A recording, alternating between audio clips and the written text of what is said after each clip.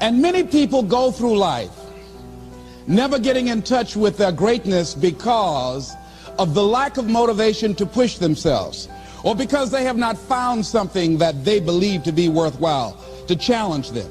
That many talented persons have gone unnoticed, and the world never had a chance to be exposed to their talent because that person did not take the time to begin to express or to demonstrate or to motivate themselves in the direction to bring that which they came into the universe to bring. Many people will leave the universe without a trace. No one will know they were here. And in fact, under their name, we could put under there, not used up. Will anybody know that you came this way? What contribution are you giving? What will you leave? What will be different because you came this way? That life is our gift to us, that God has given us, and how we live our lives is our gift to God. What kind of gift are you formulating? Is this a gift that you like to take back and do something else before you turn it in? Think about that. What can we do? What are some of the keys that we can begin to use to motivate ourselves when our batteries run low? Because I don't care who you are, I don't care what you do, at some time you are going to get tired.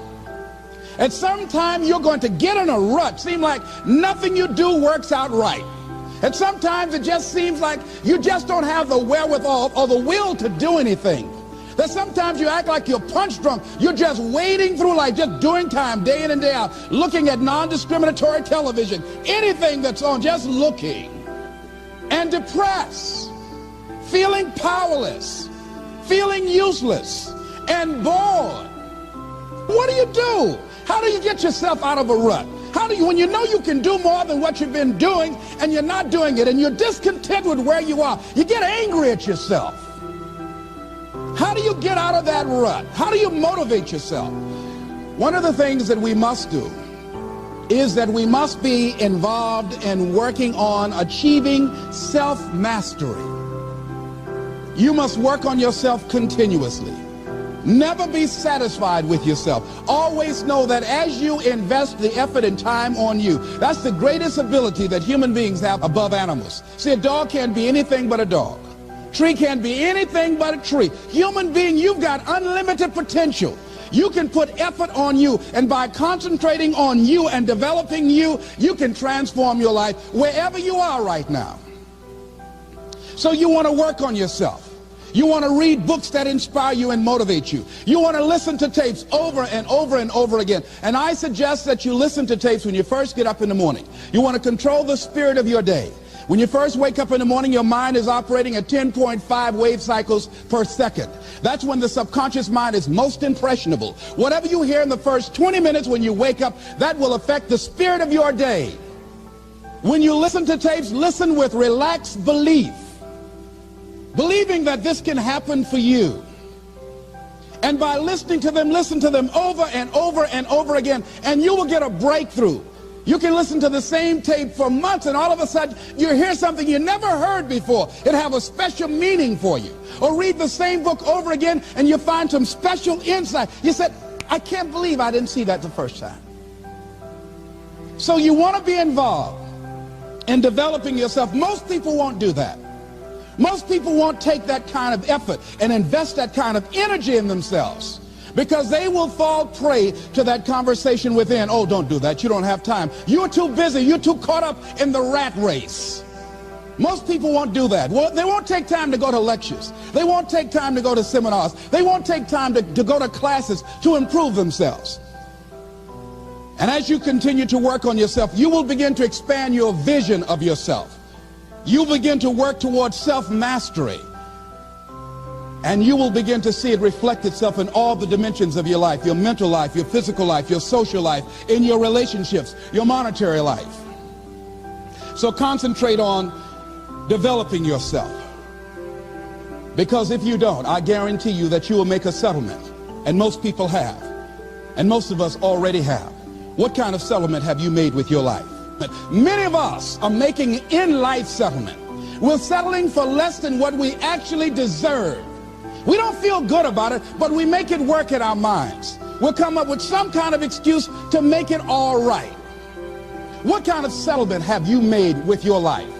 Many of us settle for less than what we want out of relationships because we don't have the courage to change them. The next thing is, in order to begin to find some keys to self-motivation to drive yourself, in addition to working on yourself, and as you work on yourself, you feel good about yourself, and as you feel better about yourself, you treat yourself differently. Develop a health plan. See, you can't feel well and do well if you don't have good health. You can't perform if you don't have your health. Your health is valuable. Develop a health plan. A plan that you will follow, because this is the only vehicle that you have to carry you through this experience called life. And you want to take good care of it because you love you enough. You care enough about you. And that's not easy. It is not easy having a health plan and sticking to it. But you're worth it doing it again and again and again. Next thing is, as you take care of yourself, the next key is keys to motivation, to self-motivation. You want to live life with energy and passion. You want to make a conscious effort to be lively. See, in life, you either saying hello or goodbye. You either on the way or in the way. You want to be happy. You got a lot to be thankful for. But you watch some of the faces around you every day. And I tell you, some of these faces, they will put you in a depressed state of mind. So you want to avoid these kind of faces. When you see them coming, turn your head. The things that you say to yourself, you want to watch them, and in watching them, you want to take charge. So you've got to learn to stand up to yourself inside yourself. And short circuit, override that conversation that's always going on. 85% of what that conversation will tell you is negative. It's negative. It will tell you you're tired when you really are not tired. It will tell you you can't do it. It will fill you with fear. So you've got to watch that conversation. And when you find it going on, you've got to stand up to it and say, I'm going to do this anyhow. I'm afraid, but I'm afraid not to do it. And I'm not going to let you stop me. The biggest challenge that you will have in life is you. There's an old African proverb that says, if there's no enemy within, the enemy outside can do us no harm. The next thing that is a key to self-motivation is that you've got to ask yourself, what do I want out of life? What do you want out of life? What do you want out of a job? What do you want out of a career? What do you want out of a relationship? What do you want? What gives you your life? How will you know when you got it? What will make you happy? You need to know. You need to start asking yourself some questions. What do I really, really, truly want? And you need to be exact about that. Don't be vague. Oh, I just want to be happy. That's too vague. What will make you happy? How will you know when you got it? Zero in on it. Be exact. Be specific. And as you do that, that will stimulate that superconscious mind, or the reticular activating system of your mind, that will begin to find those things, to identify with it. And once you begin to determine that which you want, take the time to write it down. Don't just think about it. Write it down. That is a subjective process that engages the subconscious mind. Write it down. Once you write it down, read it 3 times a day, morning, noon, and night. Why is that important? Because what it will do, it will cause you to focus. It will cause you to concentrate. When that other conversation is going on telling you what you cannot do, telling you all of the impossibilities and all of the obstacles, your concentrating will begin to create a larger vision within yourself, and you start looking for and seeing some new opportunities. You start creating some openings for yourself. As you begin to read that every day, day in and day out, that will make you focus. That will discipline your thinking. And you'll get all kind of creative ideas. As I talk to you right now, being involved in this immersion process, you're going to create some openings for yourself. You're going to get some ideas. You're going to feel your adrenaline flowing, and you're going to think about something, some idea you had. You say, I want to go back and I'm going to look at that again from a different vantage point, not from the level of the problem or the obstacles that I encountered, but from a higher vantage point. Because what you will begin to see and to know as I talk to the higher consciousness within you, that you are powerful, that you are a miracle worker. And that inner conversation has conditioned you to believe that you are not. And as you begin to discover the truth of who you are, whatever challenge that you're facing in life, and if you're living, you're facing some challenge, you'll begin to know that you're powerful and that you're a miracle maker.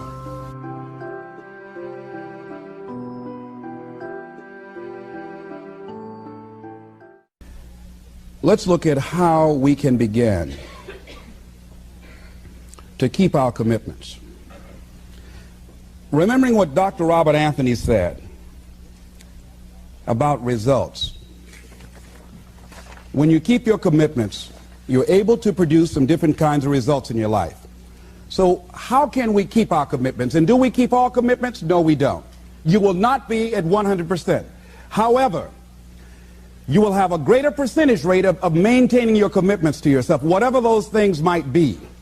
If it's going into business, if it's changing a habit that you know that works against you, if it's overcoming self-destructive behavior, if it's retraining your thinking, if it's reinventing yourself, if it's trying to begin to design your relationship differently, all of us have the possibility, by focusing and really harnessing our attention and concentrating on it, we really have available to us the power to honor our commitments in those particular areas. So number one, make it priority.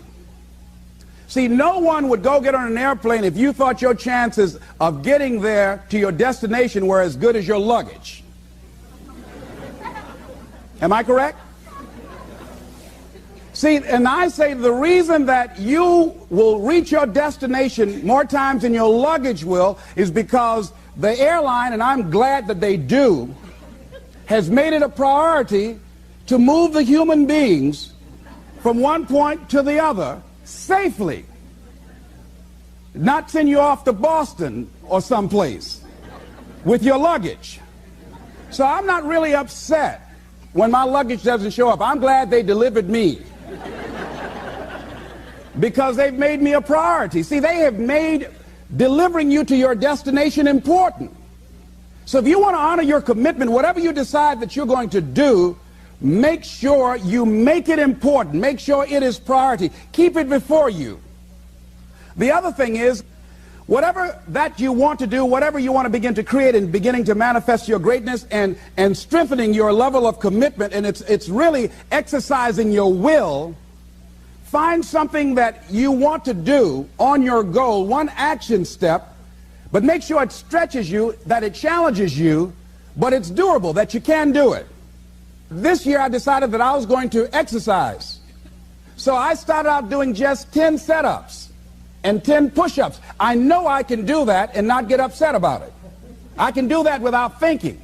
So I started out small. Now I'm up to 50, but if I try to do 50 starting out, I wouldn't still be doing it. So I started doing it in manageable segments. Do that, and that strengthens your will. So my commitment now is strengthened and fortified by the activity of actually doing it. So now I can expand and build from there. When I decided to begin to manage my money differently, and I started saving 5% of my money, then I increased it to 10%, then to 15%. So now I have disciplined myself to live off 75% of my income. I took discipline to do that, but I started watching how I was spending my money. I started keeping a log and following myself. So you want to begin to find something that is manageable, that you know that you can do. The next thing, in beginning to keep your commitments to yourself, have some friends that will hold you accountable, that won't let you off the hook, that won't tolerate anything less than the best from you. People that will support you in this new way of being, in this new state of consciousness. The other thing is important is have a contingency plan. See, many times when you make a commitment to do something, there are some other variables that will happen that you can't control or you perhaps did not think about. So you want to have some other plans going on. You want to become creative. See, most people don't keep their commitments because when something goes wrong, they just stop. They don't have a contingency plan. So they don't know what to do next. Start being creative. If you challenge yourself, many times we say, I don't know what to do, and I always ask myself, but if you did know what to do, Les, what will it be? That activates another part of my mind. I start thinking about the possibilities and just experimenting.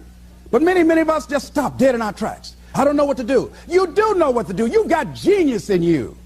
Challenge yourself, push yourself, make yourself come up with something. Use your imagination. And what you will find is that you know more than you realize that you know. That you're more creative and more resourceful than you realize that you are. And as you do that, the more you do it, the easier it will become. At first, it's going to be a struggle. And after you get into a certain level of consciousness, you will ask yourself, how is it that I didn't see this before? At the level that I'm managing my business now, they say consciousness is what we are. I literally look at myself and say, how is it that I didn't do this before? Why is it that I couldn't see this before? And the reason that I didn't see it before, because I didn't challenge myself. I didn't put myself out here. See, the reason that most of us go through life never discovering our true greatness, literally walking, breathing corpses, the uncommitted life isn't worth living. Why? Because it doesn't produce anything. See, you only make things happen. Your life only counts. You only make a difference when you are committed. When you make a commitment with your life. That's the people that make a commitment with their lives. The people that make a commitment to their customers. The people that make a commitment to their families, to their relationships, are the people that make the greatest impact in life. What is commitment? Commitment is the salesman who says, look here, I'm going to make $1,000 today and I'm not going home. You can turn the lights out. The janitors could be here running the vacuum cleaner. I'm not leaving here till I do it. I used to be a door-to-door salesman. I had X number of TVs. I had a minimum amount that I knew I had to sell every day in order to provide for my mother, who was ill at the time, who had lost her job at the M&M cafeteria because of arthritis. And I said, I'm going to go door to door, and sometimes I would not come home until 1 o'clock at night, knocking on people's door, people closing. What do you want? Would you like to buy a nice working month's television set, no money down? No. What about an Emerson TV? No. Thank you very much. Do you know anybody else that would be interested? No. Thank you very kindly. Knock on another. Hello. Would you like to buy a nice working television set, no money down? No, get away from our door. Thank you very kindly. Do you know anybody else would be? Yeah, my cousin, he lives 2 doors down. Thank you very kindly. I tell him you sent me. When I heard your cousin told me that you wanted to buy a television set, told me to come here and talk to you, we got a special discount for you. Yes, come in, I'm interested. I would just keep right on. I would not go home until I did it. It's an interesting thing, ladies and gentlemen, that when we put ourselves in a situation where we say we're going to do it, it puts you in another zone where the universe responds to you. When you have that kind of consciousness, see, the universe responds to the man or woman that refuses to be denied, because that is your commitment. That business that you want, that book you want to write, that dream that you have of controlling your destiny, that is yours. That power to create that and to manifest that is yours. That's available to you. But you've got to be willing to stand there and face disappointment, not have support, feel lonely, doubt yourself sometimes, be rejected again and again and again, become bankrupt if necessary, again and again and again, and refuse to turn around until life gives it up. Nothing can resist a person that has that kind of commitment. The people that have made a difference on the planet. When a John F. Kennedy said, we will go to the moon in the next decade, he spoke it. That was a commitment, and people shared that vision. People bought into that. We've had all kind of examples in history where people have made declarations, who have committed their lives to bring about a difference. There are people who are taking a stand today against hunger. I guarantee you it will be a part of our past at some point in time. Someone took a stand against polio. It no longer plagues us as it once did, because someone said, it is my commitment to eradicate it from the face of the earth. Someone made the commitment. The reason that we're here and enjoying the democracy that we have, someone made a commitment that whatever is required, If it means that I die, I remember Paul Robeson, here I stand, for I can do no other. And that's how you must be. Commitment means standing up for your life. It means honoring yourself. It means beginning to say and to see and recognize your alignment and oneness with the universe, and that you are a channel for life to express through. And we short-circuit it with anger. We short-circuit it with fear. We short-circuit it with envy. We short-circuit it by being lazy or apathetic or giving up easily. Why? We say, oh, it's too hard, it's too hard. We don't challenge our spirit. Ladies and gentlemen, there's nothing as powerful as the human spirit. You can't destroy it. You can pervert it, but you can't destroy it. I was reading Man's Search for Meaning by Viktor Frankl. What a powerful book. I'm reading it now for the 7th time. And he gives so many graphic examples of the power of the human spirit. And so what are some of the things that can fortify us and give us the kind of inner strength that will allow us to forward ourselves into the future by manifesting our commitments? Number one, commitment means in some cases going back to school, getting some training, sitting up in classes with people younger than you, putting yourself in a position where you don't know and that is awkward and uncomfortable, but because of your commitment to develop yourself, or to go back to school to get a high school diploma or to get a college degree, that it doesn't matter, feeling dumb and saying, what am I doing here, sitting up in some boring class? Commitment could mean a lot of things. It could mean that you begin to go back. You got to back up sometimes. It means to back up and not give up, to regroup, back up and regroup and come back again. Because life has waylaid you, because you got knocked down. I know when I was working on my dream, there were times I lost my house at one point. I lost my car. I was broke. My credit was bad. I was sleeping at different friends' houses on their couch or on the floor. There were times, months, that I slept on the floor of my office and got up early and dressed before my staff got there to give them the impression that I got there early before they did. And we all pretend not to know what we knew, that the boss was staying in the office. So we never talked about it. But I refuse to give up on my dream. And what happens, they say, you know, in the prosperous years, you put it in your pocket. In the lean years, you put it in your heart. It makes me appreciate it even more. Even more. I wouldn't trade it. I wouldn't trade it for anything. The disappointment, the pain that I've gone through by keeping the commitment. Keeping the commitments that you have might mean taking a stand that's unpopular. Something was said one time. When you take a position, it says, cowardice asks the question, is it safe? Politics asks the question, is it popular? But conscience or commitment asks the question, is it right? And see, most people rather operate from the first two. Is it safe for me to take this position? I remember when I was a state legislator, I saw guys and women who believed in legislation very strongly, but because the Speaker of the House said, we won't go with that, they backed down. And they felt bad about it. They wouldn't take the position because they didn't want the Speaker of the House to be angry at them. They wanted to be all right with all of the rest of our colleagues. See, it takes a great deal of strong courage and commitment on your part to step out a line. Henry David Thoreau says, if a man doesn't keep pace with his companions, perhaps he's listening to the beat of a different drummer. Let him dance to the music that he hears, however measured or far apart. When you are committed, you're dancing to the beat of a different drummer. Don't expect people to understand you.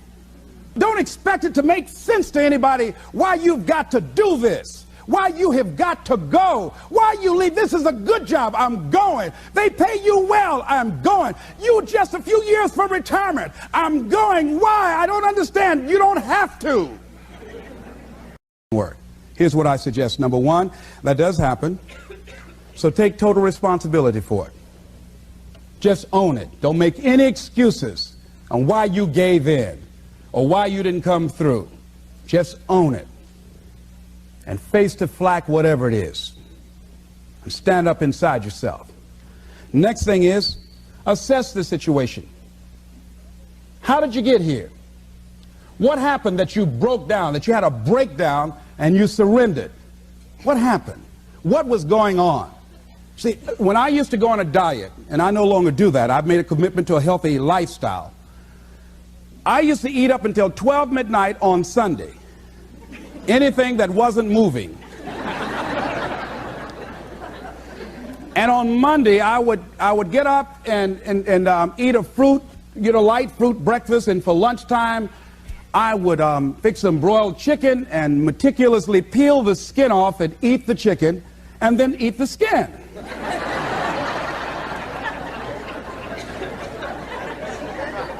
Do 5 setups, look in the mirror, and become discouraged because my stomach doesn't look like a washboard or one of the Avon Haley dances. And I say, what the use? And then I go to the refrigerator and eat food cold, standing right there in the refrigerator. So when I evaluated where I broke down, I realized I can't have junk food in the house. So I changed my route. I stopped taking people to lunch or to dinner because I couldn't sit there and watch them eat. When I had to go someplace and speak and they were eating, I said, call me downstairs when it's time for me to speak, because if I sit at the table looking at them, the food's going to call my name. And I know this.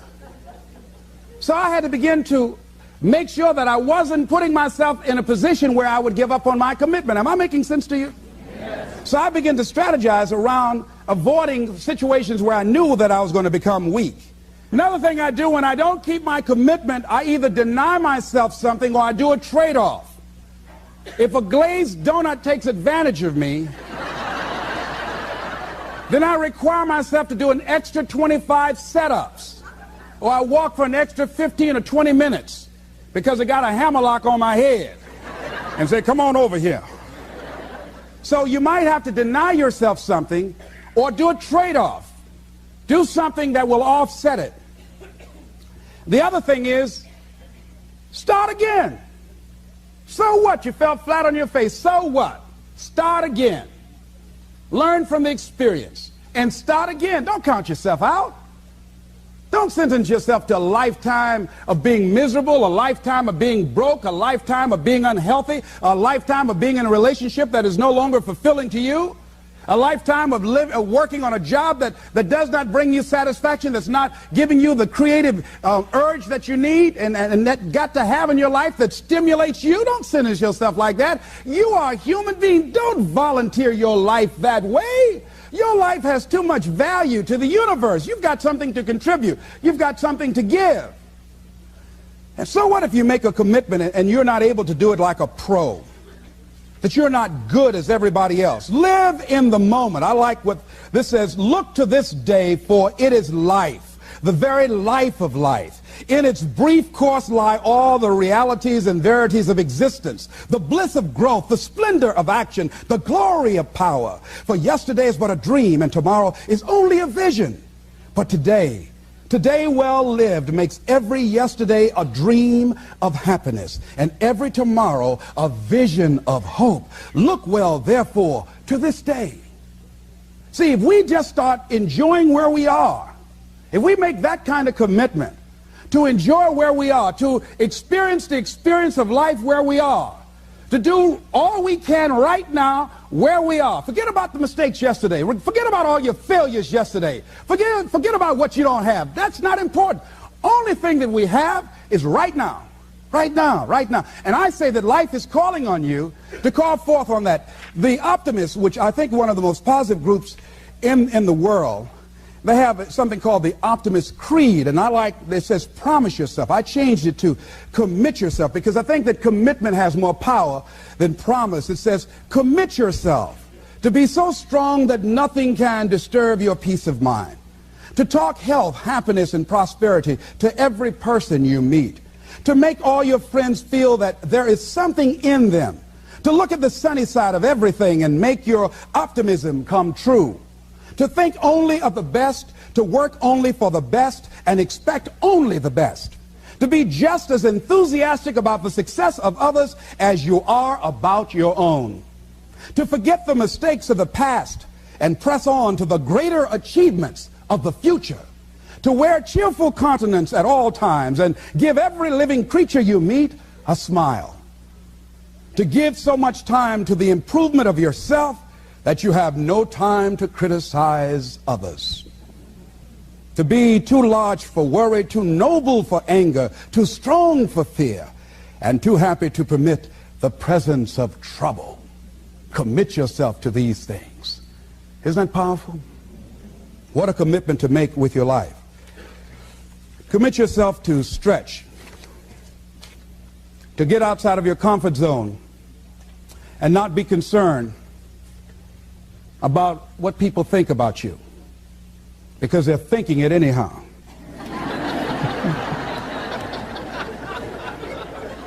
Don't worry about what they will say. They're already saying it.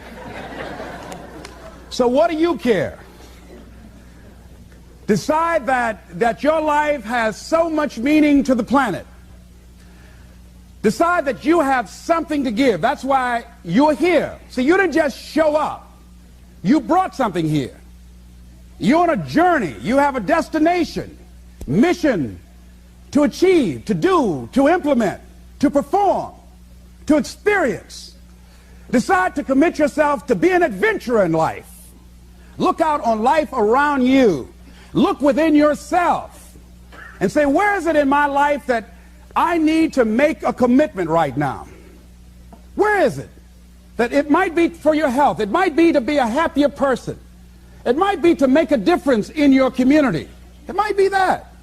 Where is it? I say that commitment shows up. And the man or woman who has some idea, some dream that they've been nurturing within themselves and no one believed it, no one saw it for them, that they weren't masters at it, they weren't experts at it, no one would build a statue and ever call their name and recognize them, they never made it to the front page of the newspaper, but they had something that was theirs, something that was their baby, something that they loved and they believed in, and they just did what they could with what God gave them with their dream.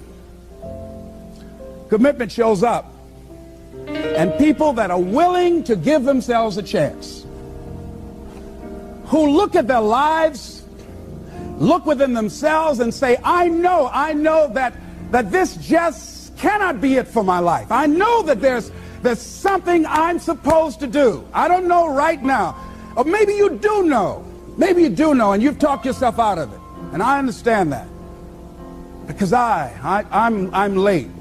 No. Everything happens as it should. I got the courage to step out, to become committed. I was seriously not serious before. And I decided, it took me some time to build up the courage to become committed because it frightened me. So I understand wrestling with it. I wish I could tell you I've been doing this for 20 years. I haven't. I'm just glad that I decided to become committed before I left here. And wherever you are, decide that you're going to commit your life now. And let it show up in your contribution. Let it show up in what you have to share. And whatever commitment that you make, honor your commitment as yourself. Honor your word as yourself. Whatever you put out there, do it with what you've got. I want to thank you very much for your consciousness. This is Mrs. Mamie Brown's baby boy, Leslie Calvin Brown, saying it's been a plumb pleasing pleasure as well as a privilege. Thank you all. Yeah.